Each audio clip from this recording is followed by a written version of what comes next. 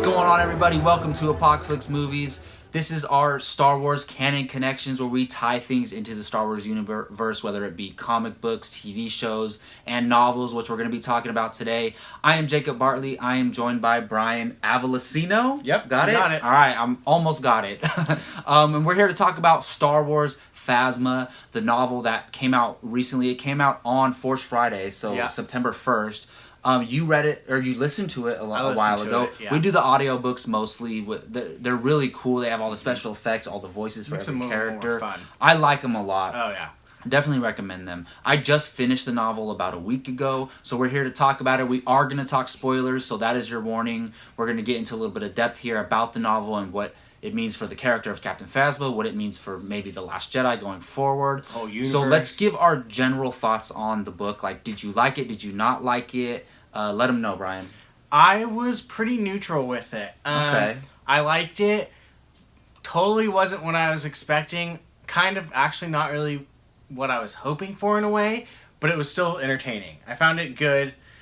Just not what I was wanting really out of it. I understand what you mean. I really liked it. I loved the beginning of it, and then it kind of just dragged on a little bit too long, and I wanted them to get to the point. Like, the middle did drag on a little bit too long, like, especially when they're trapped in that, I don't know what you want to call it, that city where they were in the arena. Yeah. Like, they were stuck there for way too long. Yeah. They were stuck in the robot, underground robot facility. Like, I liked those ideas, but I wish they would have gotten in and out. Like, they were just stuck in there for too long. But I love the beginning of the novel, the setup with, is it Vi and Cardinal? Yeah, Vi and Cardinal. So, the reason why, when I first started listening to the book, why I enjoyed it so much is because the interactions between Vi and Cardinal. Yeah. I loved how they set it up to where he's torturing her to get information on Captain Phasma, and the way their interactions were, because she was, like, kind of playing with him, and he's, like, so serious. And I like that, and how she was retelling the story.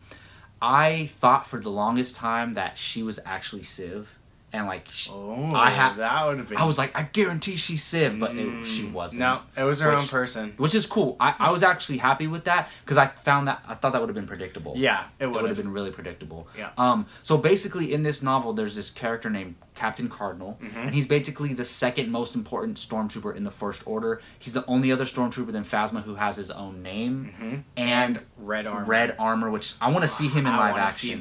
And he has his own cape, and Phasma came in and basically destroyed his career. He's kind of a second thought, an afterthought when it comes to leadership in the First Order. He was the original Phasma. Pretty much. And she came in and kind of overshadows him now. And he's just trying to get any dirt on her to get her kicked out of the First Order. He's like he's a Boy Scout kind of for the First Order, you know? And he's trying to get information out of this rebel spy, or not rebel spy, but resisted spy. Yep. And then she tells Captain Phasma's origin story pretty much. Yep. So what did you think of Captain Phasma's origin, like where she came from, the planet, her childhood, and then the tribe that she was a part of? That was probably honestly one of the biggest things I had trouble with. Okay. Not with how ruthless or anything she is. It was the fact that she was primitive. Yeah. She was basically kind of like a caveman. The whole entire society. She is. And that's basically her whole entire story, is that she's a primitive being, doesn't really know anything, trapped in this little rock. I believe it was like a rocky area. Yeah. Cave. And that was basically it. I mean, after seeing The Force Awakens, knowing like how cool she looks and everything, I expected a little bit more like technology type thing.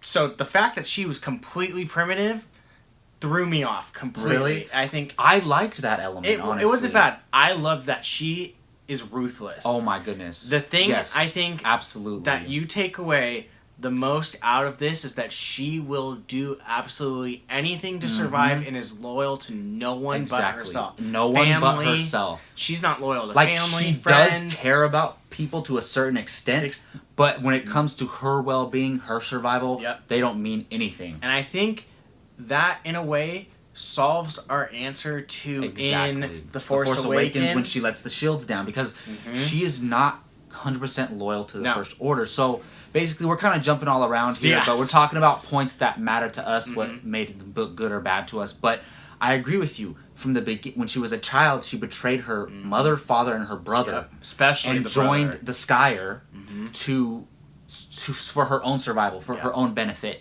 She betrayed her brother and the Skyer to leave with Brendel Hux when the First Order for her own benefit. And in The Force Awakens, she technically betrayed the First Order, because I'm telling you right now, after what we learned from this novel and what we learned from comic book run, Captain Phasma could have taken out Han and everyone and Finn in 2 seconds. I don't care if they're holding a blaster to her. She could have knocked them out in 2 seconds. She has a bigger picture in mind. So knowing what I know about Phasma now, I'm thinking she has a plan. She has a plan to benefit something from the First Order, like take the First Order down in her own way for her own benefit. Anything that will benefit her and survive in the process, she's gonna do. Yeah, so I actually liked her upbringing.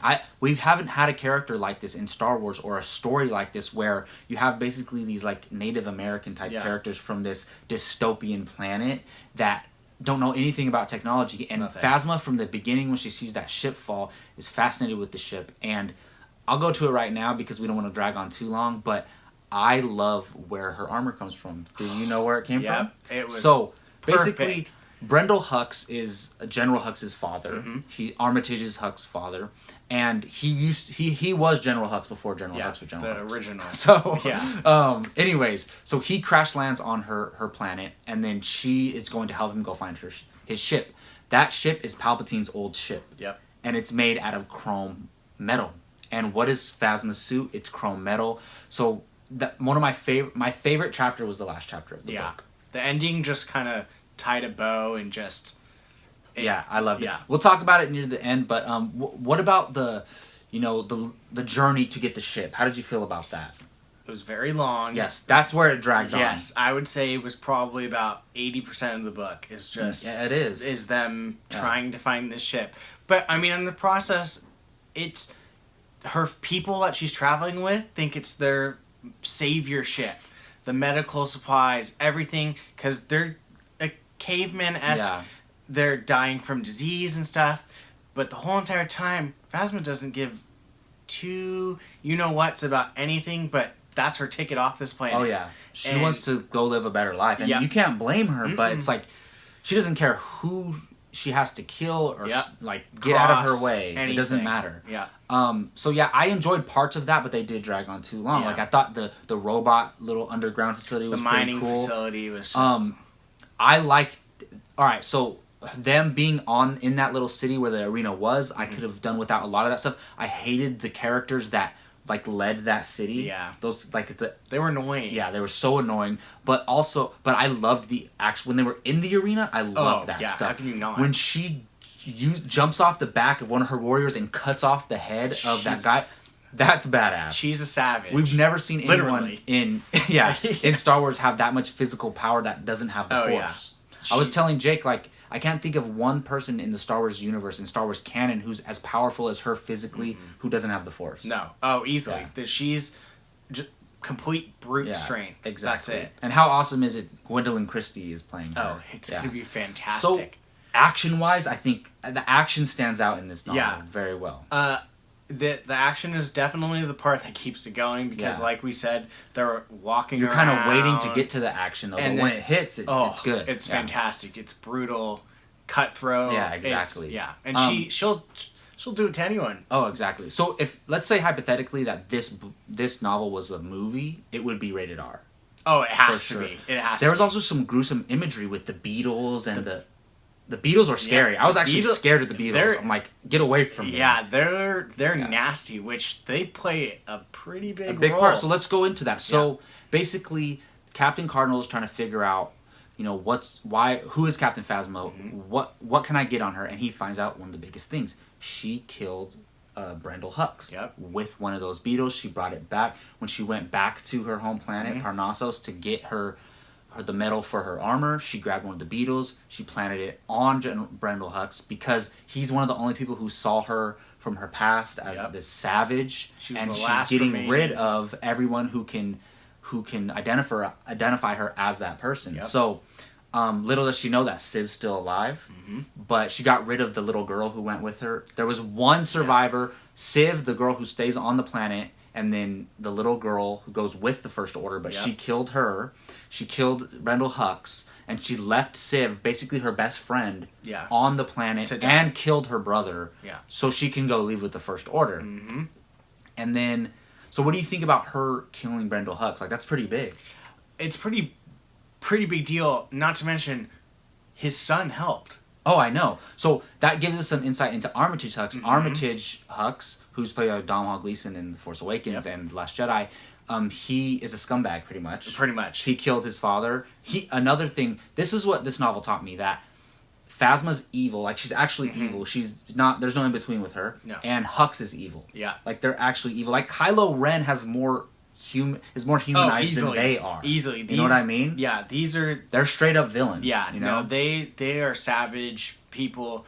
They don't care who they're killing, anything. Child, adult, anyone. They're killing them all. Exactly. So basically the book ends with Captain Phasma going back to her home planet.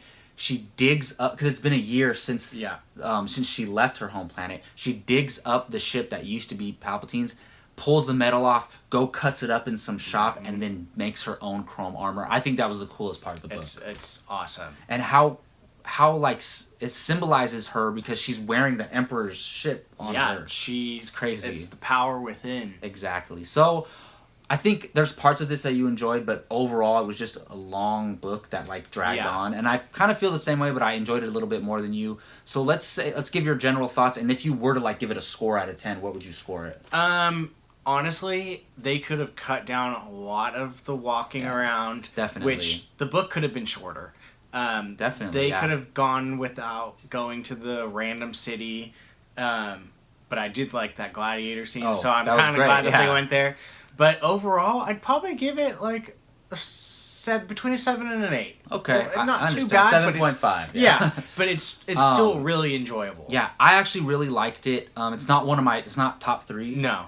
Star Wars novels. It's maybe not even top 5, but I still enjoyed it. It gave me a lot of insight into the character, and I'm gonna just give it a solid 8 out of 10. It's a really good book. Yeah. And so that'll do it. All right. Well, those are our thoughts on Star Wars Phasma, the novel.